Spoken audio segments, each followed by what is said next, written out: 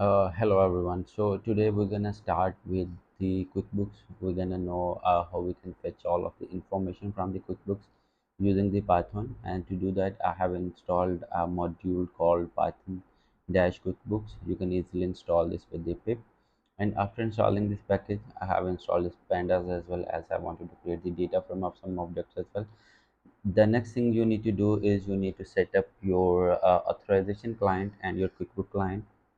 To create that, you can simply import the authorization client from intuitlab.client, and you can create an authorization client. You need to pass the client ID, client secret, environment, and redirect URL. Basically, this is the URL where you're getting the information. You can also pass the access key, but if you do not pass the access key, it will automatically generate one for you. And the next thing, you can go for the QuickBooks client, and to create that you need to pass your authorization client, which I have created yesterday. Then you need to pass the refresh token and then the company ID.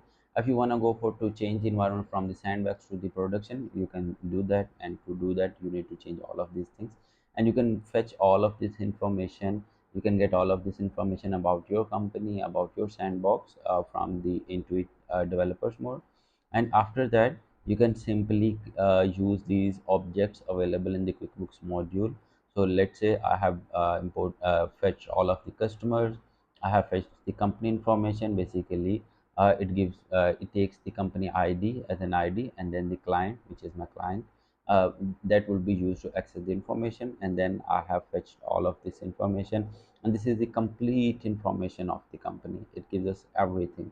And then I try to print that as well, and then I try to fetch some accounts information, and then I created a data frame and I have stored that to a CSV file. And you can do the same for the bill payment. You can do the same from invoice, payment, bill, purchase, and journal entry. And you can simply get invoice, call the all function, and it will fetch all of the information. And then I wrote a simple code over here, which is basically taking all of the transaction types, the invoices, the payment, the bill, the purchases, and the journal entries, and it is fetching all of the results from the from the QuickBooks, and then storing that to our transaction dictionary. And this is dictionary that I have get from that. Basically, these are the QuickBooks objects, and you can simply use this to convert it to the dictionary, or maybe to JSON, to convert it to JSON, and you can basically play around with it. So this is very beautiful library. This is a very beautiful module, and thank you to the developers who has developed this module. And this is wonderful. You guys should check it out as well.